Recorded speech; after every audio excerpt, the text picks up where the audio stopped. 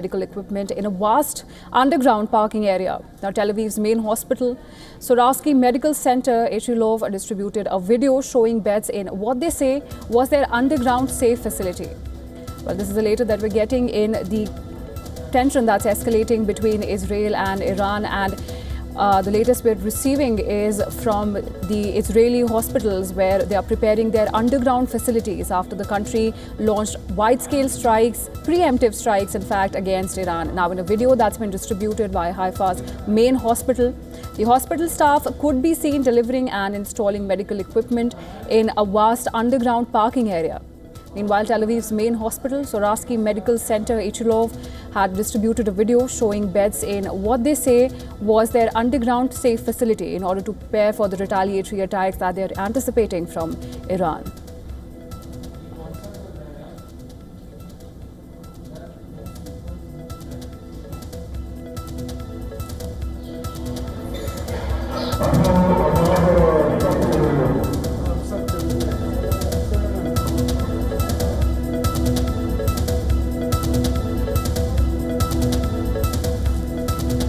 And in the conflict between Israel and Iran, the latest news that we're getting, it's coming from the Israeli hospital where they are preparing beds in the hospital to prepare for any eventuality. And in Israeli hospitals, we're seeing them preparing underground facilities after the country launched wide-scale strikes against Iran. And it's a preemptive strike against Iran's nuclear enrichment. And in a video distributed by Haifa's main hospital, the hospital staff could be seen delivering and installing medical equipment in a vast underground parking area. Meanwhile, Tel Aviv's main hospital, Sourasky Medical Center, Echilov, has distributed a video showing beds in what they say was their underground safe facility in case of an eventuality.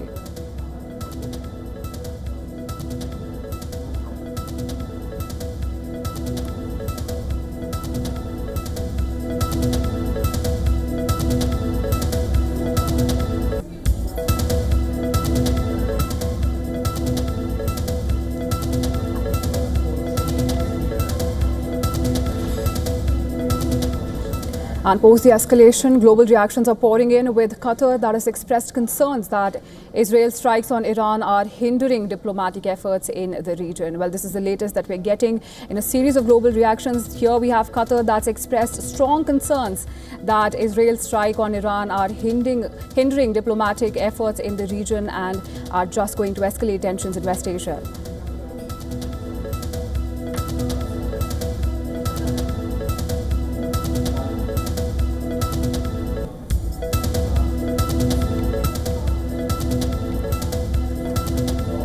While both the sides have expressed their inclination to continue on with the conflict and neither side willing to back down, we have Israel that said that it's going to keep going on for as long as it takes to reach a logical conclusion. And we have Iran on the other side that's threatened severe punishment if Israel continues with the onslaught. And meanwhile, we have global reactions that are pouring in on the escalating conflict, with Qatar recently that has expressed concerns that Israel's preemptive strikes on Iran's nuclear facilities are hindering diplomatic efforts in the region.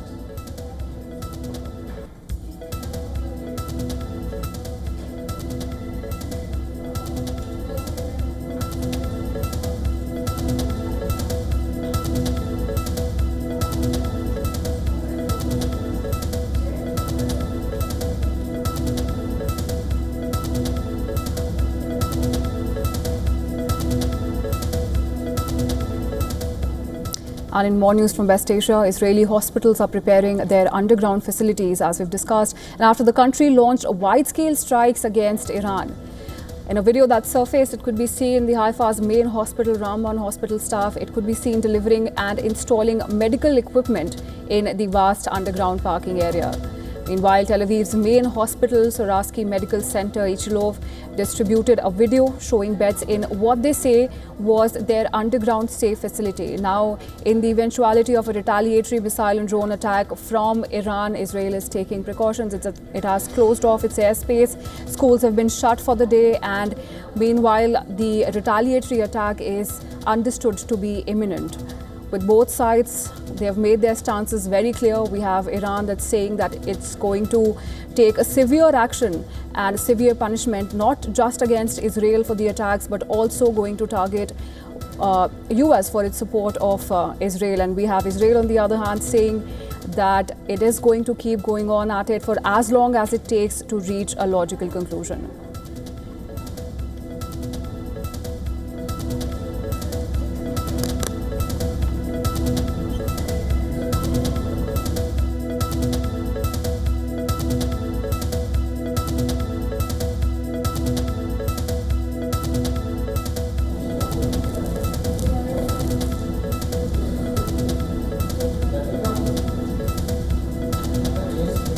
And Iran state media has said that 6 nuclear scientists have been killed in Israeli attacks on Iran. Well, this is the latest that we are getting. And once again, to reiterate for our viewers, Iran has said that 6 nuclear scientists have been killed in Israel attacks on Iran. Well, these were the preemptive attacks that targeted Iran's nuclear facilities. Iran has strongly condemned the airstrikes and has promised retaliatory action and a severe punishment, not just against Israel, but also Washington.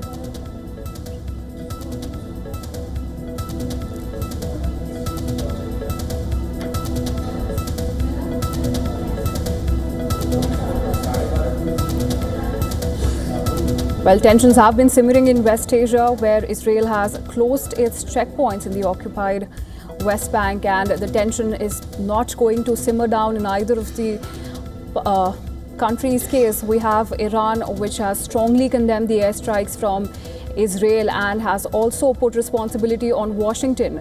Meanwhile, we see that Washington is trying to divorce itself from the Israeli actions by saying that Israel has acted unilaterally and US was not informed about the actions beforehand. But at the same time, we're seeing Iran also threatening Israeli targets along with American targets in Iraq.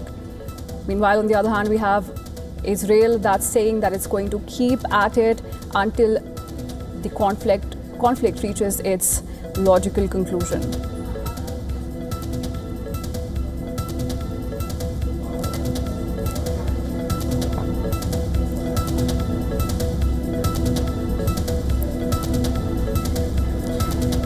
And the latest that we're getting, Iran state media has said that in the strikes, 6 nuclear scientists have been killed in Israeli attacks on Iran. This is the latest that we're getting in the tensions that have been simmering in West Asia, and the entire region is laden with conflict, and the conflict is only going to escalate if the imminent action were to be taken as any cues to predict how the tension is going to escalate and how the situation is going to develop in the hours going forward. Meanwhile, Israeli hospitals are preparing their underground facilities after the country launched wide-scale strikes against Iran.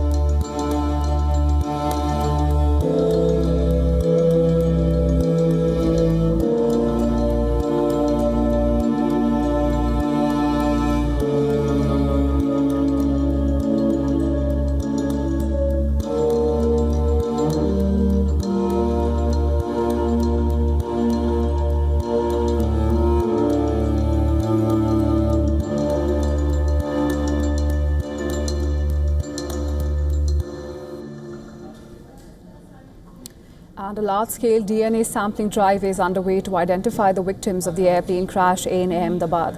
Forensic teams are working continuously to identify victims of the Air India plane crash, and DNA test results are expected within the next 72 hours.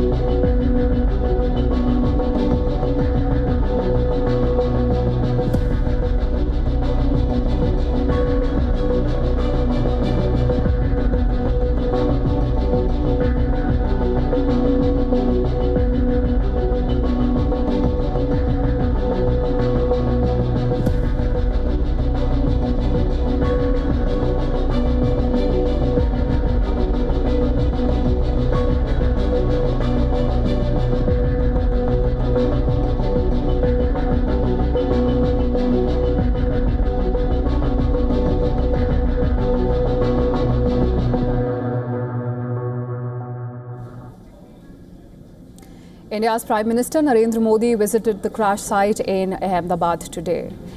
Prime Minister Modi also visited the hospital to meet the lone survivor of the crash.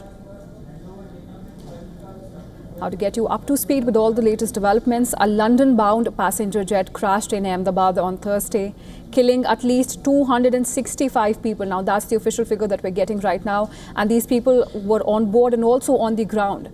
And one passenger has miraculously survived. The 40-year-old Ramesh Kumar is the sole survivor of the crash. The government has opened a formal investigation into the cause of the crash. Air India CEO Campbell Vinson arrived at the plane crash site today. Rescue teams are meanwhile working well into Friday afternoon, scouring the charred wreckage with sniffer dogs. Deputy Commissioner of Police Kanan Desai told reporters, and he said that 265 bodies have reached the hospital so far. India's Civil Aviation Authority said 2 pilots and 10 cabin crew were among the 242 people on board. Air India said there were 169 Indian passengers, 53 British nationals, 7 Portuguese and a Canadian national on board the flight bound for London's Gatwick Airport. Now, that suggests that at least 24 people died when the jet ploughed into a medical staff hostel in a blazing fireball, and that the toll may rise further as more bodies are located. UK Prime Minister Keir Starmer said the scenes from the crash were devastating, while the country's King Charles III said he was desperately shocked. The investigation is going on. We've dispatched an investigation team that's been deployed. The Foreign Secretary is leading on this, and we'll obviously update as soon as we can. But we're working with the Indian authorities on this to establish the facts. I would say to all families, friends of anybody affected to please contact the Foreign Office for further information.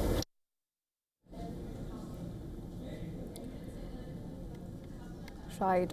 A London-bound passenger jet that had crashed in Ahmedabad on Thursday, killing at least 265 people on board and also on the ground. And out of these passengers, one passenger has miraculously survived. 40-year-old Ramesh Kumar is the sole survivor of the crash. The government has meanwhile opened a formal investigation into the cause of the crash. Air India CEO Campbell Vinson arrived at the plane crash site today. Rescue teams are meanwhile working well into the Friday afternoon, scouring the charred wreckage with sniffer dogs. Deputy Commissioner of Police Kanan Desai had told reporters that 265 bodies have reached the hospital.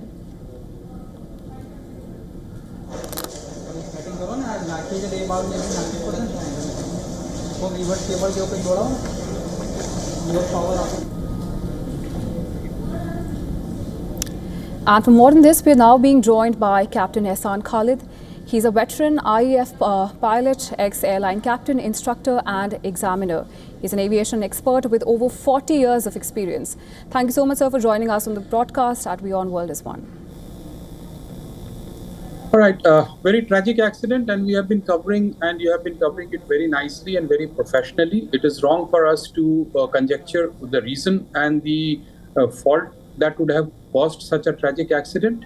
However, as professionals, what we are seeing in the visuals is that the aircraft has taken off from the runway and thereafter gained height, which does not look to be what we are reporting, 400 feet or 600 feet. It looks to be much lesser. And at one point of time, everything seems to be okay, and thereafter the aircraft starts to descend. If we were to look at purely from the technical point of view, the aircraft can lose this particular, can start to descend to make a collision or impact is only because of loss of power or loss of lift. If I was to talk about loss of power, that means the thrusts being produced by both the engines are not sufficient to sustain the flight. The reason for loss of power can be bird hit, can be technical malfunction, mechanical fault, software fault, electronic fault, a whole lot of reason why the engines are not producing the required amount of power. That's loss of power. Loss of power leads to the other problem also, that is loss of lift, because if there is not sufficient power, the aircraft will not accelerate and create sufficient lift. And in that scenario, once again, the aircraft will have to continue descend down, and that's what it did.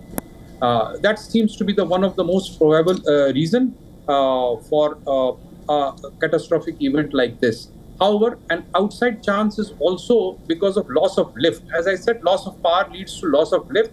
Even without the loss of power, there could have been loss of lift, which can happen because of weather circumstances like, downdraft, winds changing, which doesn't seem to be the condition existing there. The second reason is the loss of lift of the aircraft, that is the lift over the wing, can happen because the aircraft flaps, which changes the shape of the wing, and it is the shape of the wing that actually creates the lift for the aircraft when the aircraft is moving forward. So when the flaps are taken down for the takeoff, the shape is able to give more lift and the aircraft continues to climb up and accelerate. However, if due to any reason the flaps auto-retract or flaps retract, that means the flap that was supposed to be there is not there and it has gone up, then there would be a sudden loss of lift. In this case, if at that place the flaps did go up, then the loss of lift can be as much as 30%, and it will lead the aircraft to continue to descend the way it did. Why will the flaps retract? There could be 1,000 reasons for it. A loss of power leads to loss of electrical and hydraulic failure, and all these can trigger a sense to the aircraft system, which has got a flap automatic retraction mechanism to prevent overload in case of high airspeed conditions. So there could be a malfunction due to bird hit, in which your airspeed indicators are also not giving right indication, and they actually give you the input that the aircraft is at a high speed and retract the flaps, and automatically it retracts. So a variety of combinations can actually happen. Can there be a software glitch that can give a wrong signal to the aircraft automation system to retract the flaps?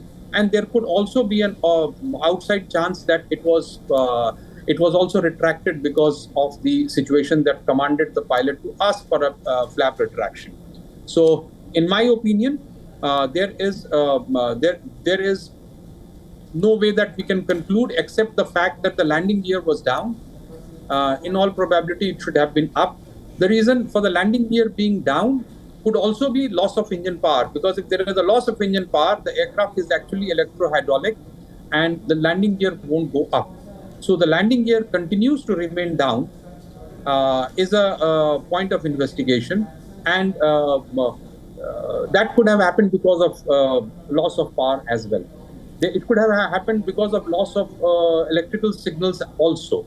So multiple events unfolding. We know that Ahmedabad has a lot of bird activity in and around the airport, and that could have been the reason for getting people distracted.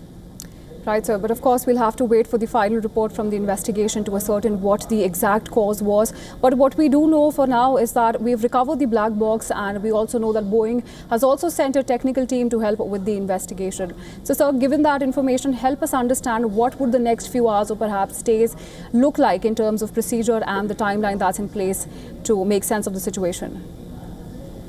Okay, so black box is a device which has digital flight data recorder. It records last 25 hours of flight data, and it records almost 1,000 plus parameters. There is also a cockpit voice recorder that records whatever is the cockpit conversation or conversation with the ATC or any noise, additional noise in the cabin area. So together, these help in postmortem of the accident. Since the accident has happened and it's a high value investigation that will happen, Boeing, multiple insurance agencies, multiple agencies like FAA from USA, then UK, India, all these safety boards will meet, and then this black box will be ripped apart and the data will be downloaded. So after the data is downloaded, they will make a copy of it and carry out the analysis as to what happened.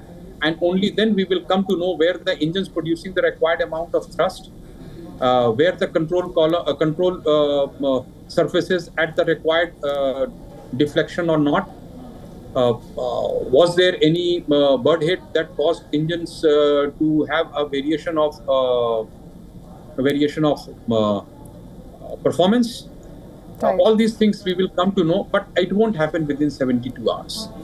Absolutely. So, and to get a more comprehensive picture, we have with us our principal correspondent Disha Shah, and she's joining us from Ahmedabad. Disha, what's the latest you're picking from the ground right now? Well, certainly now, since the rescue operations on the ground level has come to an end, the next priority and the course of action is to speed up the DNA sample test process, and we are right inside the civil hospital and right outside the DNA lab that has been set up right here inside the civil hospital. And this hospital is known as the Asia's biggest hospital. It is just 1.5 kilometers from the crash site. So what we know so far, that all the relatives of the victims have come from across the country and they are there right inside that door. Hundreds of them have come from across the country and they are here to give the DNA test samples. What we are being told, more than 600 samples have been collected today so far, and throughout the day this process will continue, because after the rescue operations are over, the next priority focus for them is to identify the passengers. Because remember, yesterday the authorities claim that the passengers on the board and even from the hostel, they recovered dead bodies which were partially burnt or fully burnt. So it is very impossible to recognize and identify the passenger, and hence the DNA sample will only help them to identify. And what we are also being told, that the relatives of the British nationals will be coming and reaching here by tonight or maximum by tomorrow, and they will also give their DNA samples for the same. Remember, this is a huge incident that has sent shockwaves not only to Ahmedabad but entire state and even entire country for that matter. Just a while ago, the health minister and the home minister of the state visited the DNA lab right here at the civil hospital, and they took the stock of the situation. They have even alerted the resident doctors who are helping here 24/7 to just take a look and speed up the entire process, as we say. And the next, of course, course of action is the technical team that is working on the ground, assessing the entire situation. They are trying to find the fault as to what really happened, what caused the accident. And this, you can see, is the accident this is the civil hospital where I am standing.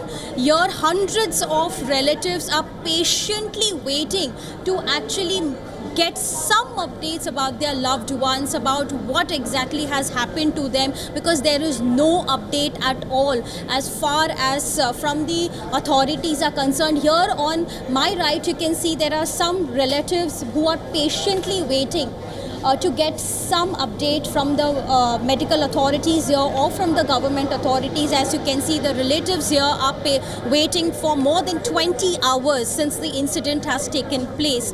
So on the ground, the forensic team has reached the spot, the crash site, and they are collecting the evidences. The central agencies are also included in collecting the evidences, every single trace for that matter, and the technical team is working. And right here, what you can see, the resident doctors are working along with the police personnel, so local administration who are trying to speed up the DNA test sample process. Right, thanks Disha for getting us and our viewers up to speed about the latest developments. And also thank you so much Captain Assan Khaled for sharing your perspective with us.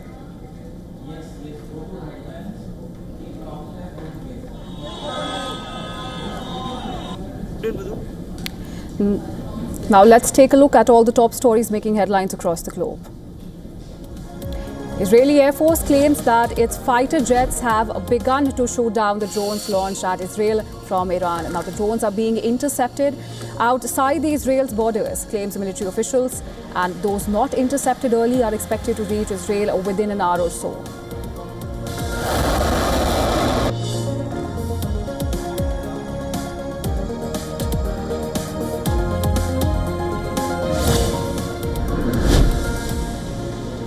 Six Iranian nuclear scientists are killed in Israeli airstrikes on Iran. Israeli Prime Minister Netanyahu says select scientists who are advancing development of atomic bombs are on Israel's radar.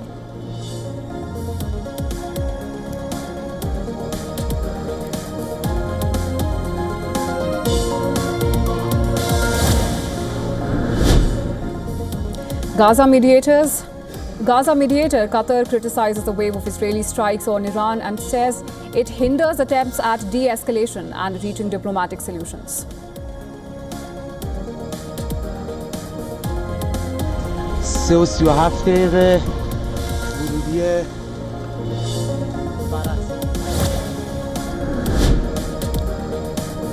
Lufthansa suspends flights to and from Iran till further notice.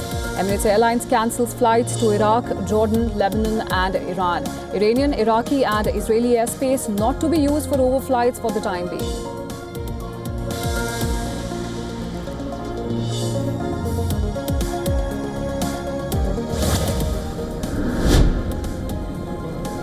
Prime Minister Narendra Modi meets the lone survivor of an India plane crash in Ahmedabad. 241 of the 242 people on board were on board when the plane when they lost their lives.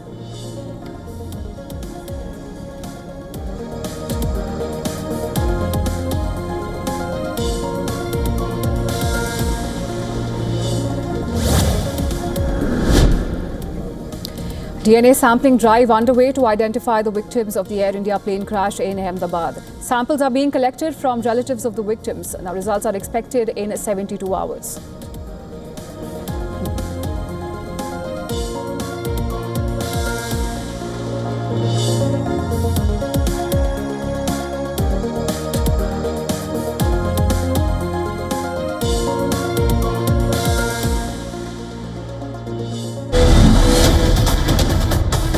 We struck at the heart of Iran's nuclear enrichment program.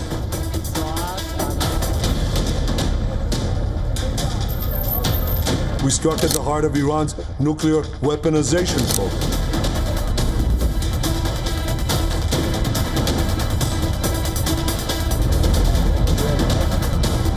مهار بشه دارن سعی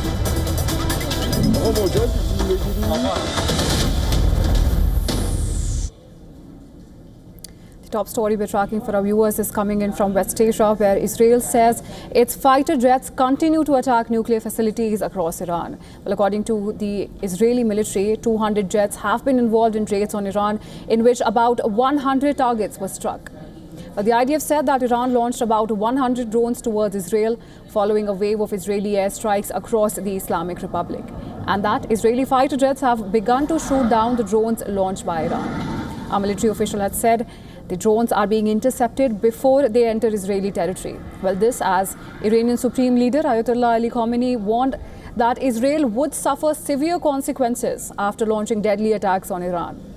Khamenei said that with this crime, the Zionist regime has set itself for a bitter and painful fate and will definitely receive it. Just earlier, state broadcasters reported that Iran's Armed Forces Chief of Staff Mohammad Bagheri has been killed in Israeli attacks. Iranian media also confirmed that Iran's Revolutionary Guards leader Hossein Salami has been killed in the strikes. Well, apart from that, senior Revolutionary Guards commander Ghulam Ali Rashid and at least 6 nuclear scientists, including Ferdown Abbasi Davani, Abdul Hamid Minusher, Mohammad Mehndi Tehranchi, Ahmad Reza Zolfagri and Matola Blizadeh were killed in Israel's attack on Iran. Well, after the overnight strike, a fresh wave of explosions were heard in Iran's capital this morning. State TV said that Israeli airstrikes targeted 3 military sites in Iran's northwest. Fire and smoke at a key site for Iran's Revolutionary Guards, while explosions were heard in Natanz city in Iran's central province. Well, according to state media, residential buildings in Tehran were also hit, killing a number of civilians, including women and children. US President Trump has confirmed that he was aware of the Israeli airstrikes, but the US was not militarily involved. In an interview with Fox News, Trump emphasized that Iran cannot have nuclear bomb and hoped that Iran will return to the negotiating table. Now, Prime Minister Benjamin Netanyahu has said that Israel's operation struck at the heart of Iran's nuclear enrichment program, taking aim at the atomic facility in Natanz and nuclear scientists. He said the operation against Iran will continue for as long as it takes.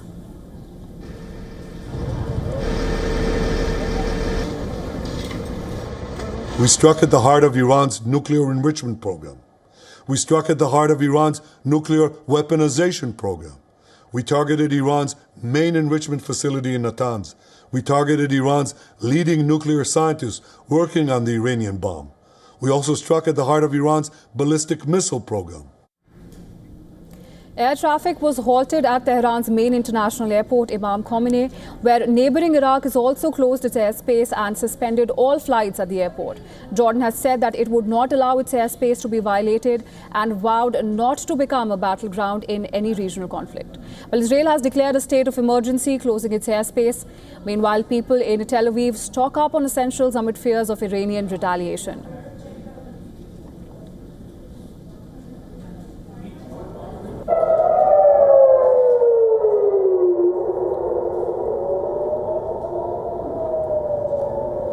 Latest tensions in West Asia, we're hearing from Israel, where it says that the fighter jets continue to attack nuclear facilities across Iran. According to Israeli military, 200 jets have been involved in raids on Iran, in which about 100 targets were struck.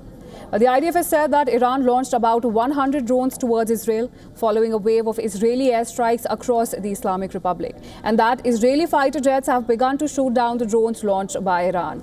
A military official has also said that the drones are being intercepted before they enter Israeli territory.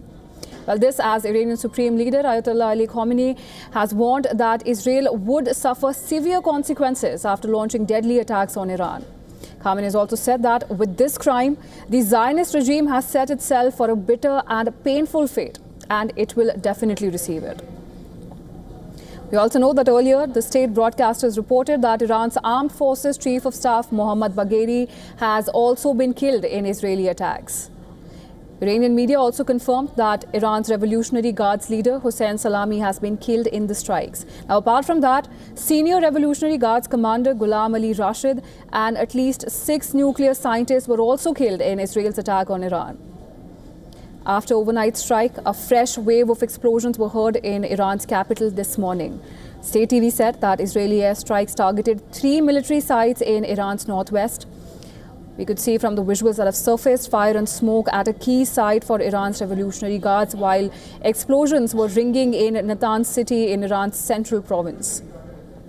Now, according to state media, residential buildings in Tehran were also hit, killing a number of civilians, including women and children. Meanwhile, US President has confirmed that he was aware of the Israeli strikes, but the US was not militarily involved. In an interview with Fox News, Trump emphasized that Iran cannot have a nuclear bomb and hoped that Iran will return to the negotiating table.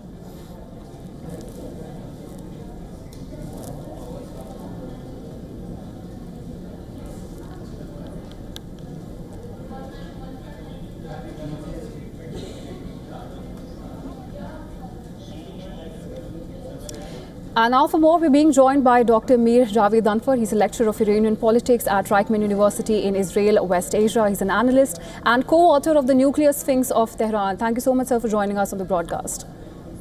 Thank you for having me. So we've seen a renewed push from the White House trying to distance itself from Israel's attack, stating that it was a unilateral action by Israel. Now, Dr. Javi Dunford, do you think the US is truly as distant from these events as it's claiming to be? I think that I think it's very unlikely that the state of Israel would undertake such an attack against Iran without at least a green light from the United States. Perhaps America, and it seems that way, was not involved directly in this attack, but it would be militarily and diplomatically very costly for Israel to undertake such an attack without informing and getting the agreement of the United States, because America is our greatest ally. It's the biggest supplier of weapons to Israel. We get $3 billion a year in terms of military aid from the United States. And also, such an attack could, if carried out without US coordination, undermine US diplomatic efforts regarding Iran. So I think that these attacks were undertaken after an agreement was reached between Prime Minister Netanyahu and President Trump. Absolutely. And Doctor, how do you think this is going to affect the Washington-Tehran talks on nuclear enrichment, especially in the light of the latest developments? I don't think that the diplomatic talks are going to continue, at least for the time being. They were supposed to be undertaken in the next few days, unless I'm mistaken. But I think the Iranian leadership now is trying to do damage assessment first and foremost. It was an extensive attack. It was more than 100 targets were attacked last night, not just by Israeli Air Force, but by Mossad operatives inside Iran. The leadership of Iran's Revolutionary Guard has been decapitated, and also several senior nuclear scientists were also killed. All of these people were killed by Israeli strikes while they were sleeping in their beds.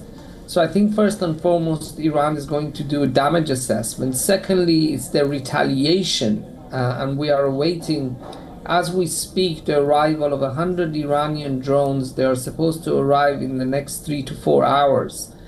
And I think that's going to be the main focus for the time being. The Iranians are going to respond, and Israel is going to respond to that.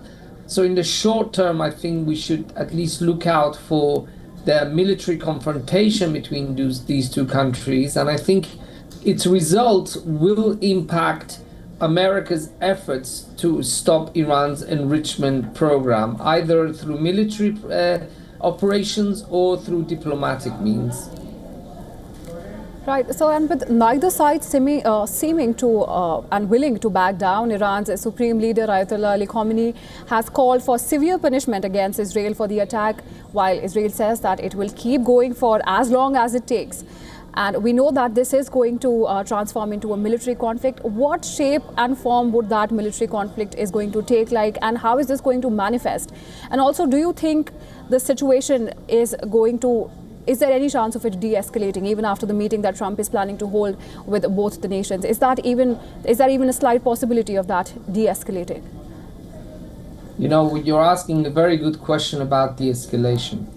I'm speaking with you from Israel. I'm an Israeli citizen. I was born in Iran. I was born in Tehran. I come from a very proud Iranian Jewish, Persian Jewish background. We have lived in Iran for 2,500 years. The current war between Iran and Israel is not one that Israel wanted. It was one that was started by the Islamic Republic of Iran in the early 1990s through its support for groups such as Hamas, Hezbollah, and Islamic Jihad, who have killed and maimed thousands of Israeli citizens in buses and cafes. And we also saw it, of course, on the October 7th massacre. This is not a war that the people of Israel wanted.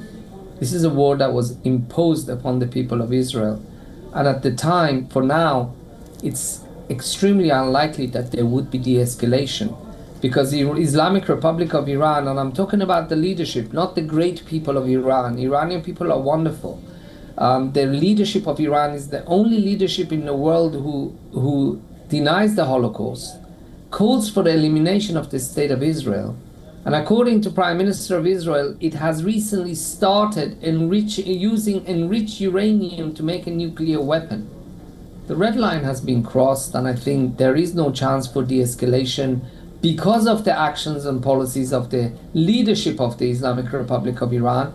And I think now we have to wait and see what the results of these attacks are going to be. It is possible that these attacks will stop on the condition that Iran informs the Americans that it will stop its enrichment program. Hi, thank you so much, Dr. Javi Dunford, for speaking so candidly with us and sharing your perspective with us. Thank you.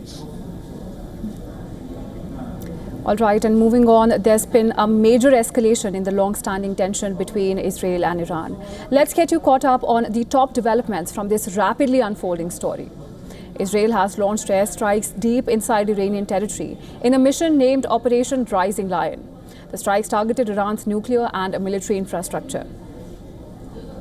Well, this is amid fears that Tehran is on the verge of developing a nuclear weapon. Prime Minister Benjamin